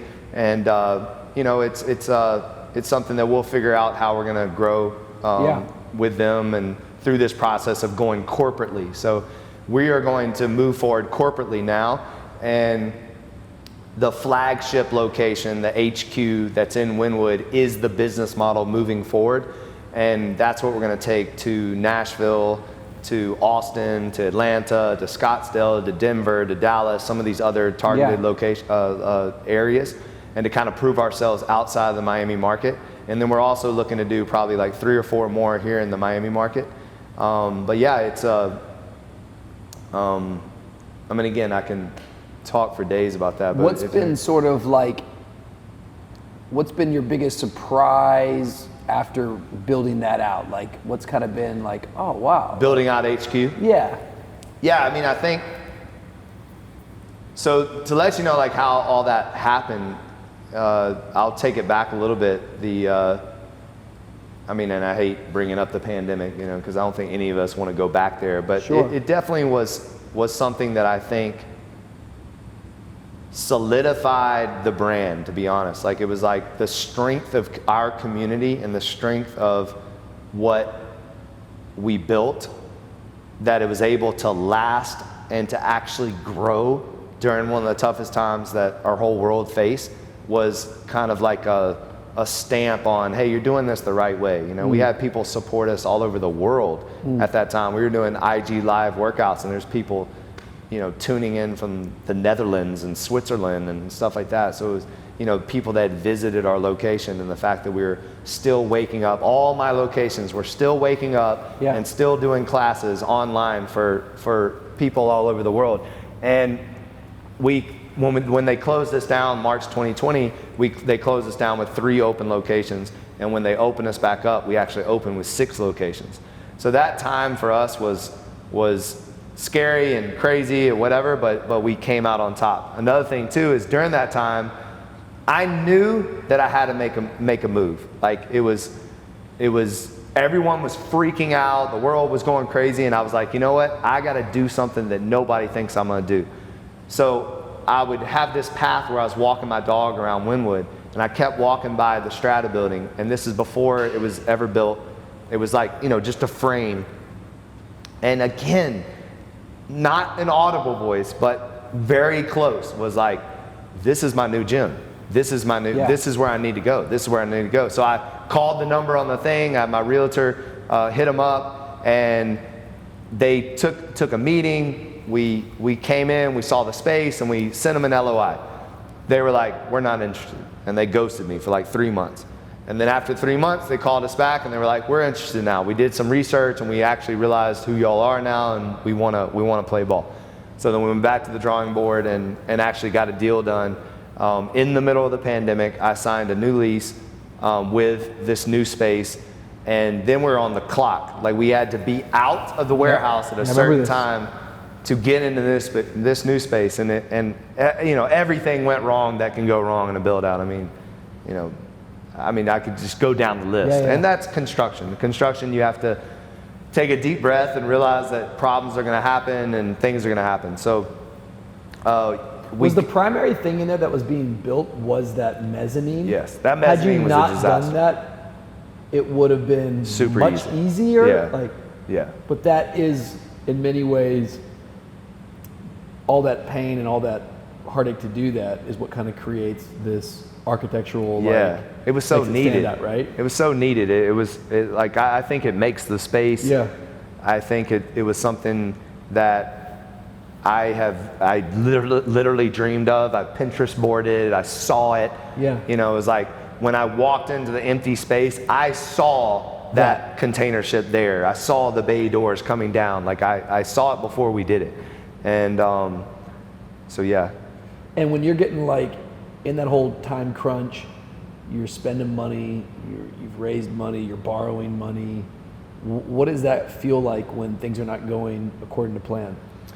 Yeah. What do you do with all that stress? How do you handle all that? Yeah, pressure? So I was able to raise money at the time. I brought in 3 new equity owners, and tremendously, they helped us tremendously, get the build out done.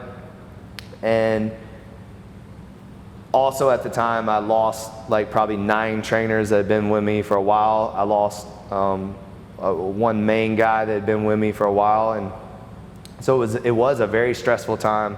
I can tell you, I know that it was stressful on my wife. It was we had a 1-year-old, and I probably was so focused on getting this gym open that I wasn't exactly the best during that time. But I think to go back to kind of what we talked about earlier, for me, the only way to kind of combat stress is just to not stop. Like, no matter the hurdle, no matter the obstacle, like one day I walked in and the mezzanine was literally built in the wrong spot. I mean, imagine that. Like literally in the wrong spot. Like how does that even happen? And the staircase is like hitting you in the forehead. Like it's like, what is going on? So things like that would happen. Failing ADA compliance, because they built it 2 inches too small, and like stupid stuff like that you would think would not happen, but they do happen, and it happens all the time. You got to rip out the entire bathroom and start over, do it all over again because you failed an inspection. All of these things, but I've learned, I think, and more than anything because of that time during the pandemic, that you never ever panic. You only pivot and you only solve problems. That's it. You don't cry about it. You don't worry about it. You don't lose sleep over it. You just solve it right then and there. And my architect and GC were actually phenomenal at doing that with me. He has a very calm demeanor, and he was able to combat my more aggressive demeanor. And so us together solving problems became a very, not easy thing, but more manageable thing. And so I learned a lot, and I actually definitely going to use him for future projects because it was the first time that it wasn't a combative working experience. It was more of a complementary, collaborative effort. What do you think you're learning in leadership at this point in terms of you're in your 40s, you've got a very, very successful business. Your nature is intense. Your nature is get things done. You don't take no for an answer for yourself. Do you think your self-awareness has grown? Like, you're an intimidating human being. We kind of make those jokes, but how are you learning self-awareness and going, hey, that method is not going to cut. I can't just use my my force always. Always, yeah, definitely. I mean, I think talk about that in your own leadership journey a little bit. The key word or words that self-awareness is everything.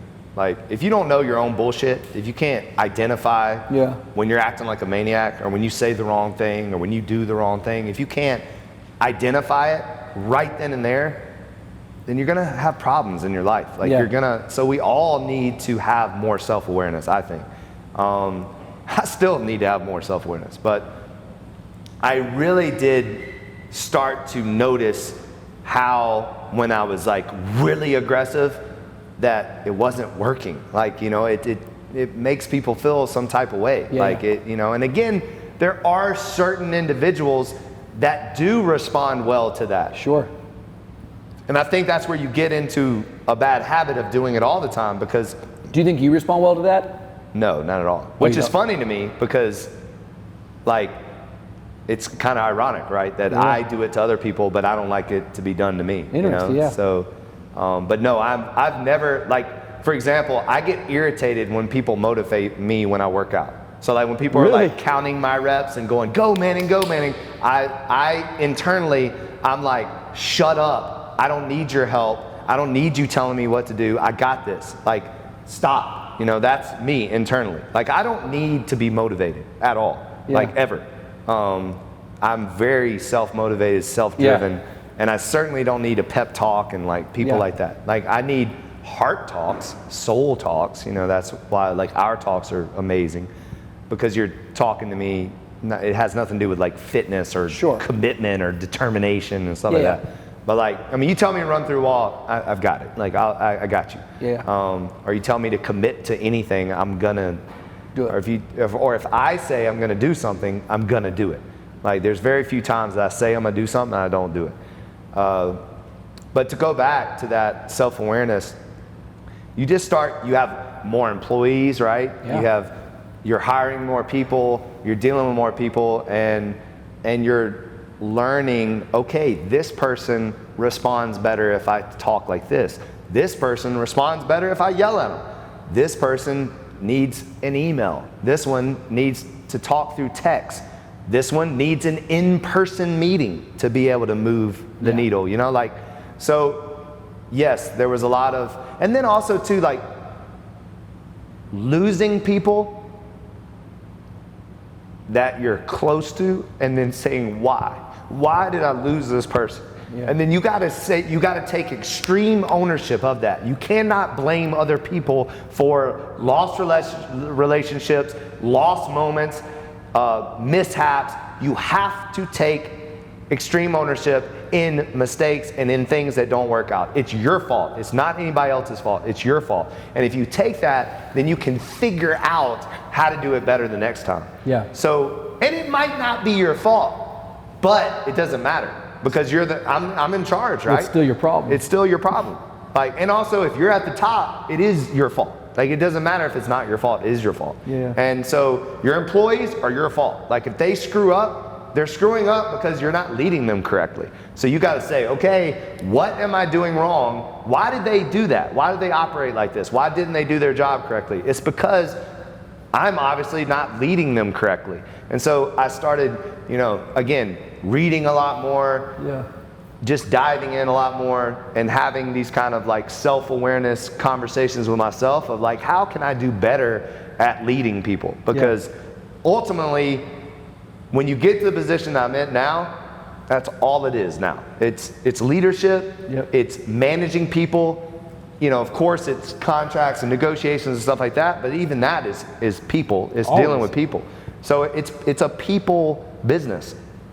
Really, anything we do. And so it's just, you know, I don't even know if I answered your question, but. No, you totally did. I think anything at the level that you're making the impact that you're in, before you know it, you begin to develop reputation, people begin to perceive you a certain way, and sometimes that's really good, sometimes that's bad. I tell you what I deal with a lot, that, and maybe you can, you know, this will be like a therapy session right now. Right. Is it's like let me lay down and talk to you. But I still have a very hard time when people speak to the old me.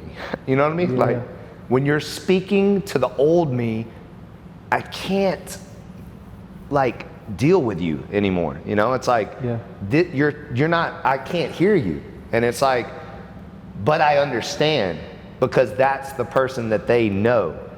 And it's like, so I get where they're coming from, but I'm like, if you don't change and you don't treat me to who I've become, not who I was, then we can't grow together, you know? Like, at some point, you gotta forgive me for the way that I was in order to get to know the new me. And then I like to think that I'm still not even the person that I was yesterday.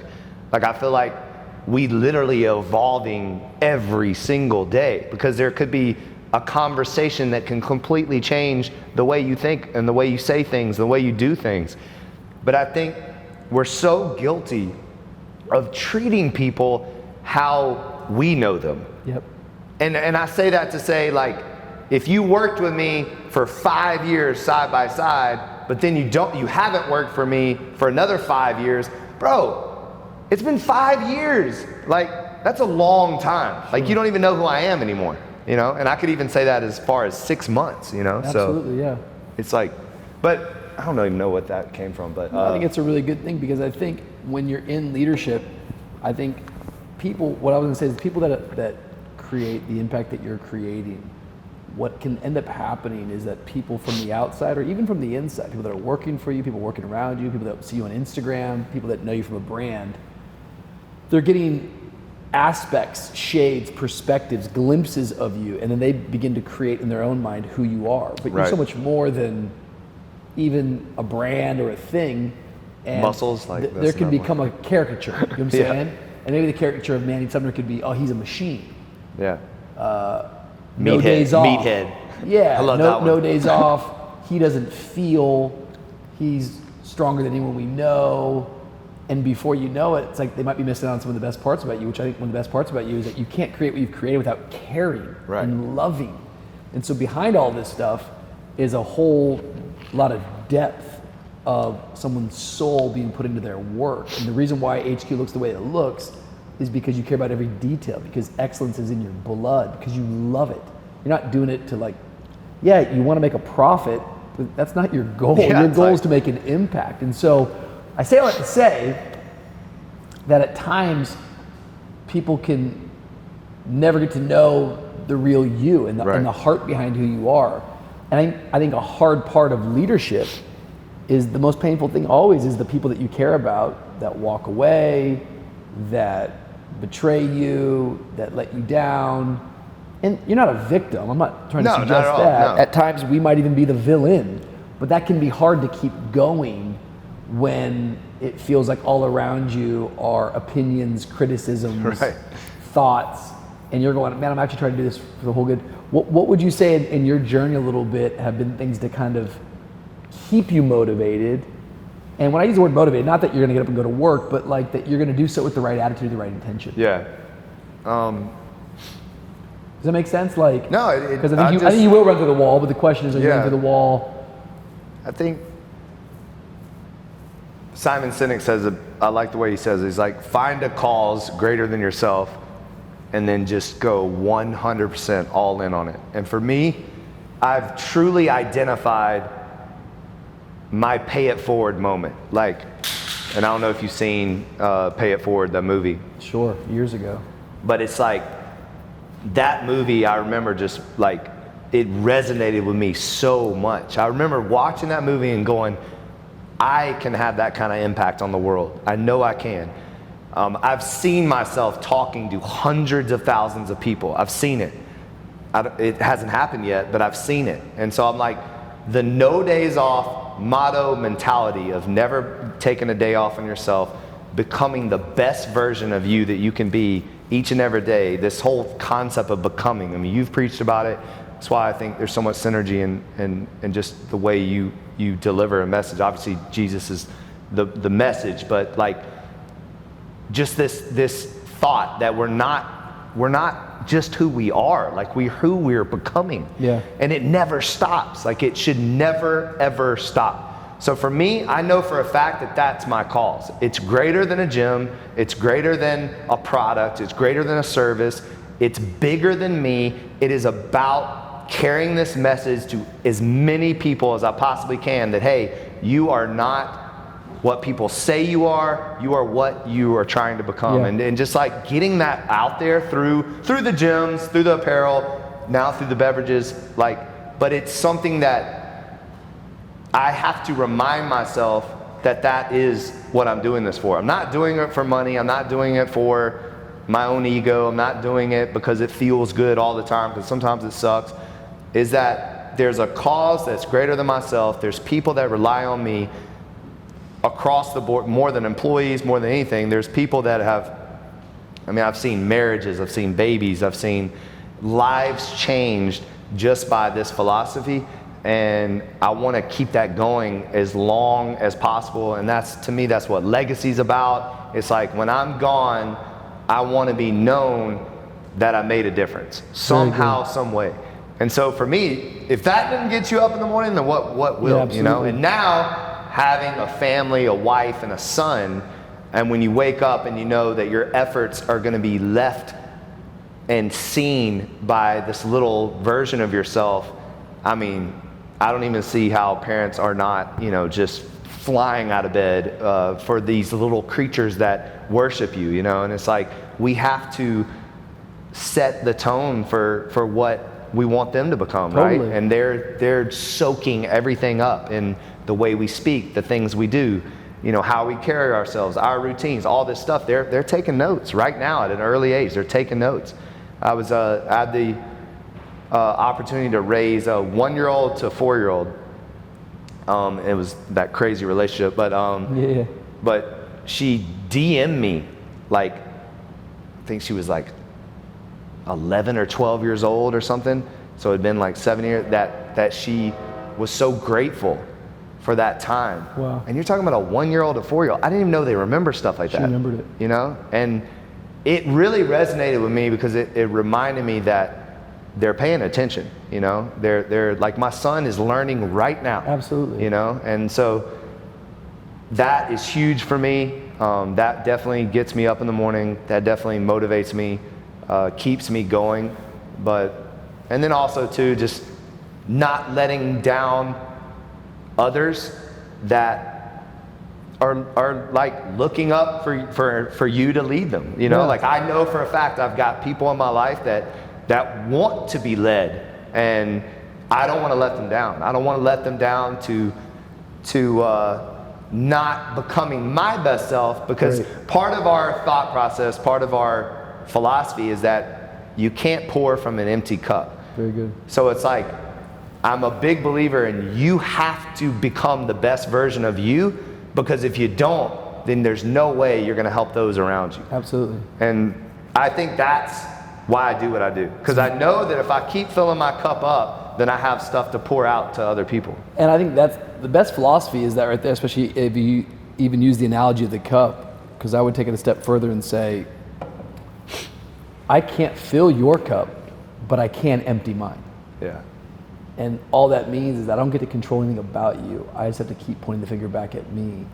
And this idea of becoming is a great topic, because sometimes the pain that we feel as leaders is like, that might be true what you're saying, but I have grown. I think in order for us to reap that benefit of the doubt from them, we have to be the type of leaders that are giving them the same benefit of the doubt, that they too can grow. Right. That maybe yesterday they behaved this way, but I can believe that today they can become. Wow, you just nailed it on the head there. So that whole self-awareness thing, I think, bless you. I'm gonna go one more time. That's why. They say sneezing, right? I think your heart almost stops. So it's my God. That's intense. That's the closest I've ever been to death right there, man. It's like the toughest thing you've been through. Yeah, there you go. The big sneeze. No, but what you just said is actually something that I'm not good at, but I'm learning, is letting people make mistakes. Yeah. You know, and it's well, almost it's the law of sowing comical, and reaping. You want to reap, like, I'm not saying I got it all together, but 5 years ago, quit treating me like the 5-year-old version of me. Right. I think for us, in order to reap that at times, we have to not treat someone like the yesterday version of themselves. Exactly. Like, we have to keep speaking to their potential of it. I would also then go on to say, I like this analogy that you were talking about earlier about as leaders, because if you're going to get the authority comes with a word called responsibility. So everything I'm responsible for, but I'm going to be self-damaging and self-destructive if I literally blame myself in a negative way. And let's use biblical for a moment. It's like, did Jesus cause Judas to betray him? No, but he had to deal with the consequences of it. You know what I mean? And so there are things that happen that we didn't cause, that we can't blame ourselves for, but we still will reap the consequence for. Yeah. And maybe that's a better way for me to think about it, just because if I'm not careful, I can go home blaming myself for people that were completely in the wrong. Right. I have to deal with the consequence of it. You hurt me, you might have hurt this aspect of it, but I'm not the cause of it. I have to deal with maybe that's it right there. Maybe that's the language. I'm not the cause of it, but I have to deal with the consequence of it. Yeah. It's like, because if you're not careful, it's like, is Jesus responsible for Judas's behavior? No, not at all. I think that's that can become very self-loathing and very self-destructive in the process. That if every dude that you sewed into left you and started a gym down the street, if you're to blame for that.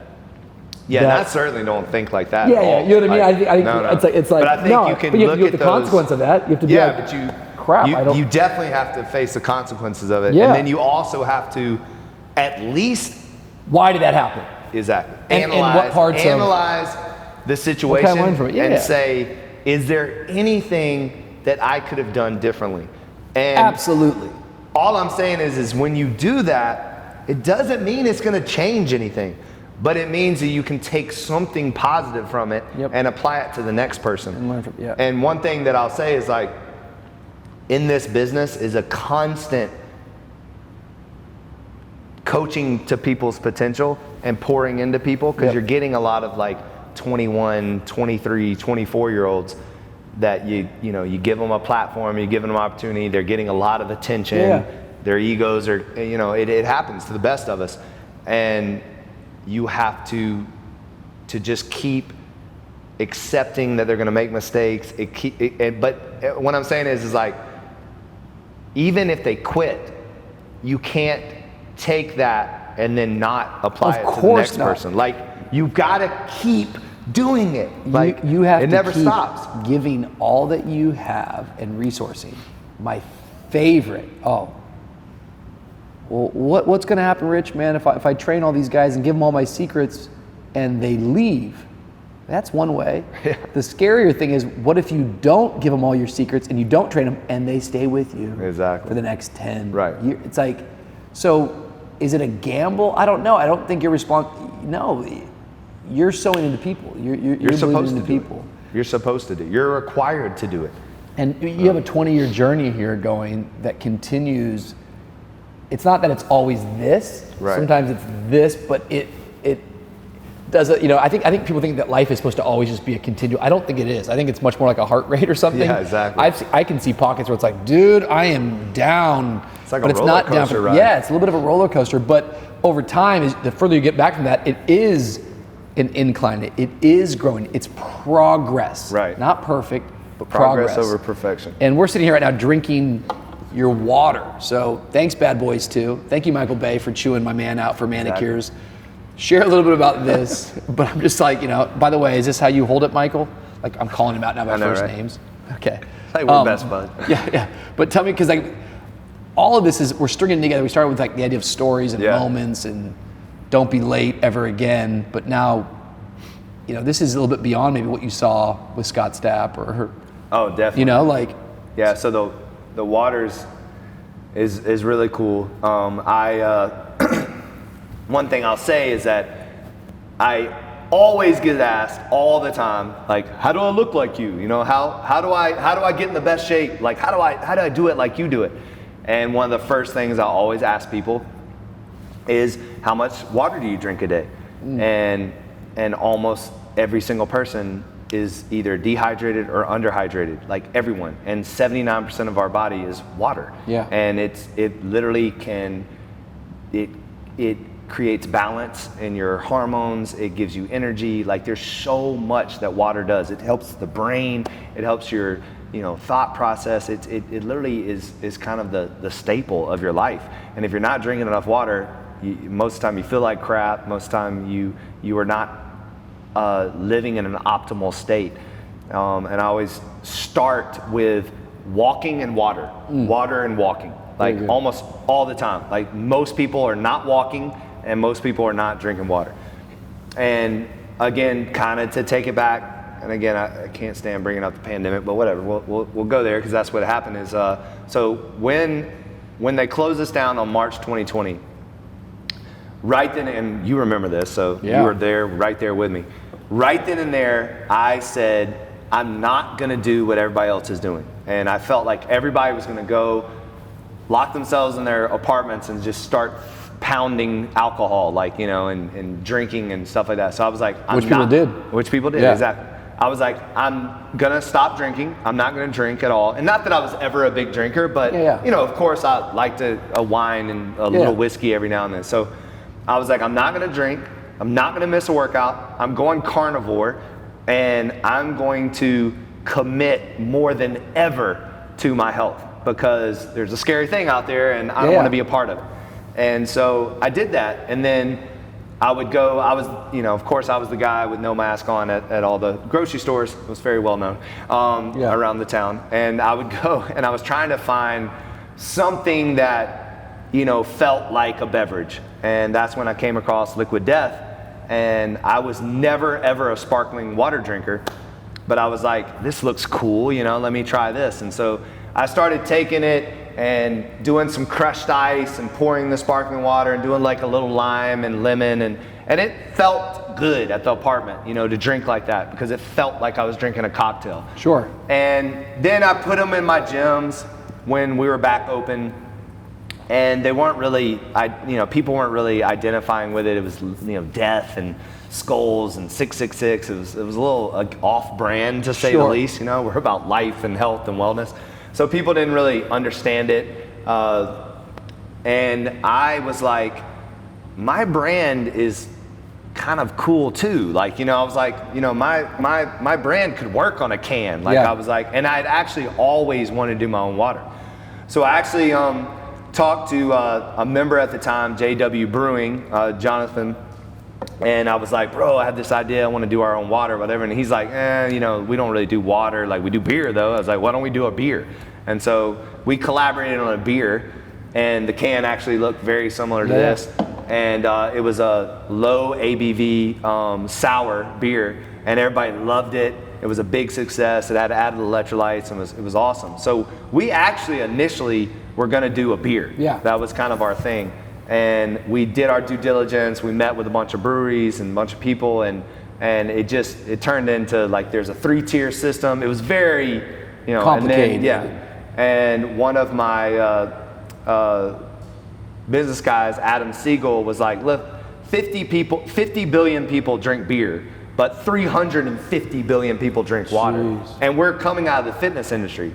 Let's do water. Let's go back to your original plan, because that was always my original plan, is to do our own version of a canned water.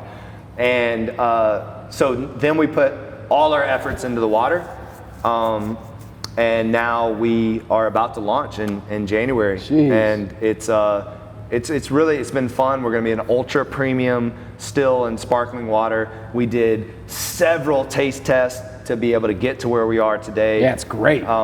It's really good water. It's probably, I know it's my water, but I'm telling you, it's one of the best sparkling waters I've ever had. What a guy described it the other day in the gym really well is he was like, it's a sparkling water you can chug.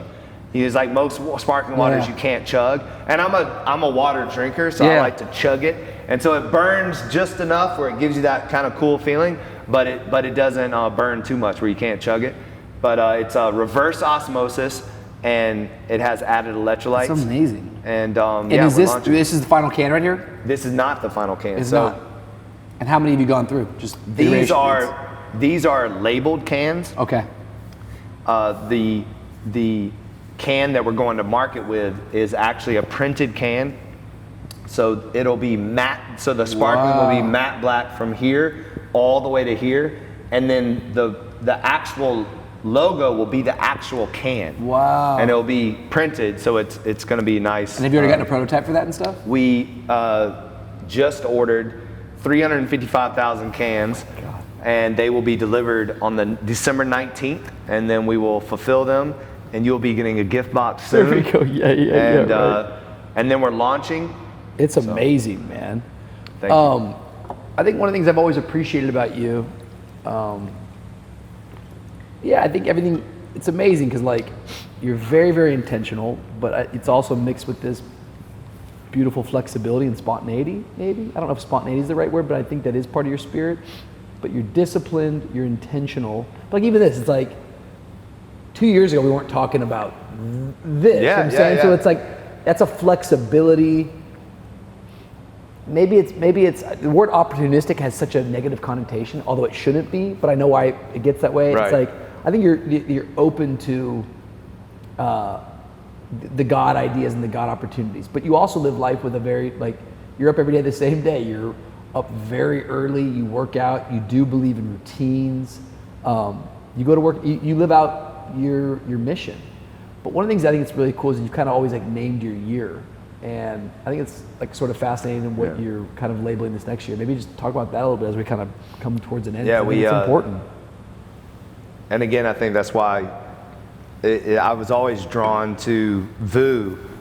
Was all your teachings. You do just a great job with like I love how you start the sermons with like a phrase. Yeah. You know, and then you like it all like ties in. And I think I took a lot from that. And so I'll take you back to the first year I picked a word, and it was consistency.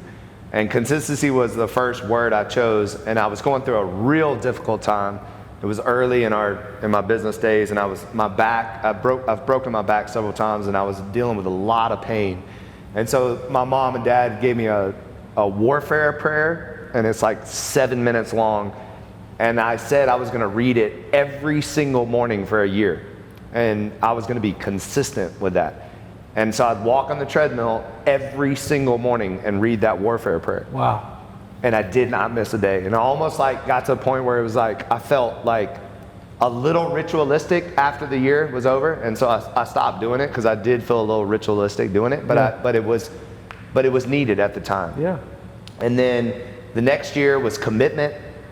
The next year was momentum. Then the next year after that was becoming, which again you preached an amazing sermon on, and I thought there was a lot of synergy there. But and then last year, again, another like kind of moment that we shared together was during Vous Basel, and like watching what you went through with Virgil. Yeah. And that situation, I really just I'm attracted to creatives. I just love like watching people that are gifted like that, and like he was like one of the best ever. And then you said something about just the way he lived his life, and so I was on the art trainer one day, and it was just like till my last breath, till my last breath. And so last year's was till my last breath, and basically it was like, you know, I will stay committed to what I said I was going to do no matter the mood I'm in now, and I'm going to keep doing it till my last breath. So that was last year's. And then this year, again, I was like praying about it and thinking about it, and I was like, you know, what the heck is this year going to be? And I thought of words like effort, and I thought of words like enthusiasm, and I was really big on enthusiasm. I thought enthusiasm was going to be what it was. Yeah. But I felt like it was kind of cheesy and corny, and I was like, I just don't know. And it's a great word, though. It is. I love enthusiasm, and I think that if you don't, I think it's a great separator of people. By the way. Oh, 1,000%. People don't realize it. It's like you just do it with some enthusiasm, you'd be unforgettable. Exactly. Like, and also too, like if you don't. I know what have you mean. It sounds, but it's like actually such a pivotal like. But if you don't have enthusiasm, like what do you have? Like it's like I'm not following you. I'm not paying it, and especially in our world and in the fitness industry, you can't be bland. You can't be not enthusiastic. Like you have to have energy, give effort, and have enthusiasm. Like that's just part of the job. And you're not allowed to have an off day. Like if you're a coach of 40 to 50 people, you got to be on. That'd be like you showing up Sunday morning and be like, hey, so what's up, guys? I got nothing. I'm going to preach today. And like, nobody's going to listen to you, you know what I mean? But, you know, when you get hyped and up there and some of your best days are when you're screaming at us. Like, it's awesome. So, duly noted. But it was funny because I went to your, what was it? The Bricklayers dinner. Yeah. And I don't know if it was there. It may have been the next day, but I thought it was there. It might have been, correct me if I'm wrong, but you said, I get to give. Like you said. I preached a sermon a couple weeks ago. It's called I Get to Give. It was like, I get to give. And I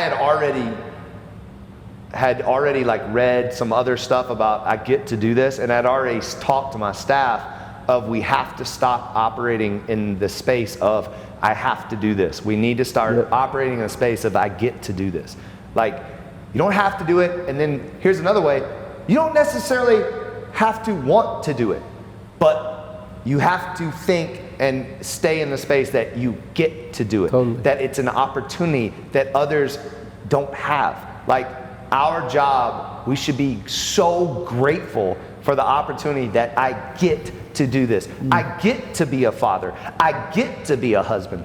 I get to own legacy. I get to impact people. Like totally. If you can say that daily, then the days you don't want to do it, you realize that it doesn't matter. Absolutely. You know what I mean? It doesn't matter. It doesn't matter. Like, everyone operates so strongly on their emotional state, like where they are in that moment. And I've combated that in my own life so many times through action and through attitude that I know for a fact other people can do it. And a prime example is almost every day. I don't necessarily want to work out. I don't like wake up and like my, body's like, woo. Like we don't wake up like that. People look at me and think that that's how, like, I love to work out every day. That's not true. Right. Some days I do not want to do it. But because of the mindset that, yes, I've been granted breath in my lungs and this life that I get to do it, then as soon as I start to warm up on the treadmill, stretch a little bit, then all of a sudden the blood flow starts happening, and then what do you know? You're doing the workout and you actually feel better. Absolutely. Like, you actually feel good. And I think you might not want to go to the dinner. You might not want to ask the girl out. But I guarantee you the other side of that is something that you're going to enjoy. Yeah. Like the conversation, the experience. You're going to walk away with something better for it because you took the initiative to do it. But most people, again, it goes back to what I think we started in the beginning, is that they're not taking action. They're just sitting and waiting. Everyone waiting on, I'm not motivated right now, I'm not motivated. Yeah. Like, Well, I think we're waiting on our feelings, and if you wait on your feelings, you might be waiting forever, I mean, seriously. Feelings will catch up to your actions. And even just that simple little adjustment to your vocabulary, notice how many times you say, I have to. Sometimes we say it about things that we actually do want to do, but we change that with want to have to. Yeah. I have to go home now. Well, I want to go home. Right, exactly. I have to put my kids down. No, I want to put my kids Right. down. And so I think even changing the vocabulary to I get to go put my kids down, little things like that have no feeling attached, just the change of vocabulary, even your subconscious and your spirit hearing words like that, produces a mindset of gratitude. And gratitude is a secret weapon for all nations, all tribes, all tongues, all religions. Everyone. I'm a Jesus guy, Yes. and I'm exclusively that. I think that he is the way to heaven and to God. But I'm saying I could teach any person, if they can start to think with a grateful heart, that quickly they're going to be happier, quickly they're going to be stronger, because it puts you into an empowerment stage of going, I'm not focused on what I'm missing, I'm focused on what I have. Right. And And so many people is operate. enough. So many people It's operate a scarcity mindset versus an in abundance. scarcity. That's So exactly it's what I like, was going to say. I Everyone think you operates of train- what they don't have instead of what they do have, and it blows my mind. Like, and it's so many people is they focus on that, and then, like the other day when I was telling you to shut up in In that cold plunge. the cold plunge, is that You're talking yourself out of it. I'm telling you, there's so much power in the things you tell yourself. Yep. And if you're lying to yourself, if you're not having conversations with yourself, and if you're not having conversations with yourself literally all day long, then, I don't know what's going on up there, because I am in constant conversation with, maybe I'm crazy, but I'm in constant conversation, and there's so many choices and decisions you can make based off you talking life into yourself instead of negative. And if you can simply operate in the space of, I'm going to speak positivity to myself, then hopefully the outcome of that is positive. Yep. I always say, talk to yourself, don't listen to yourself. Exactly. You know what I mean? Oh my Because- God. Well, that's what I'm saying. We got to tell ourselves to You gotta shut get up. out loud, yeah. Because that voice, like the cold plunge to me, that's why I personally love the cold plunge. As soon as you get into the cold plunge, what happens? You start talking so much crap to yourself. Yep. It's cold, this hurts, I can't do it, oh my God. And I don't care how tough you are or who you are, that happens to everyone. Yeah. And the ability to turn it off and to start saying the opposite and to stay in there with that mindset of like, no, it's not cold. No, I can do this. No, I'm gonna stay. The commitment to stay in is, I think there's so much power in it. I mean, it's and all the health benefits, yeah, but the mental strength that you get by staying in, by speaking opposite of what your mind is telling you, there's so much power in that. Well, it's so true that like breakthrough's always on like the other side of like what appears, feels, is breakdown. You know what I mean? Like, I guess you could say breakdown usually leads to breakthrough, and that's what I love about working out. That's what I love about fitness. To me, it's, I wish I was better at meditating. I so believe in it. I'm not very good at it, but cold plunge is a forced meditation. Yeah. When I work out with you, it's a forced meditation. I can't worry about my marriage. I can't worry about the employee. I can't worry about the financial when I'm pushing the sled. Right. It's just, I can't do both at once. Exactly. For me to push that sled is going to require my entire presence there. And that's what meditation is, the ability to sit here and be present. Right. And if you can do that just in your mind, go for it. I'm working on it. I'm 2-3 minutes, but like cold plunge, it's hard for me to think about my failure from the day before when I'm in that plunge. I'm trying to survive, and even that fight or flight mode brings me present, and it's in the presence, in that moment, that's where peace is, and that's where serenity, life all is. It's like everyone's living in yesterday or tomorrow, but the beauty of life is right here, right now, this moment. And so when we can put ourselves in that kind of state, beauty comes out of it. Amen. Amen. I agree. Well, I think that this is the year to say I get to, and I'm glad I got to do this conversation with you. Yeah, man. It was awesome. Very, very good. Thank you. Best yet to come for legacy. Amen. Live on, my friend. Definitely.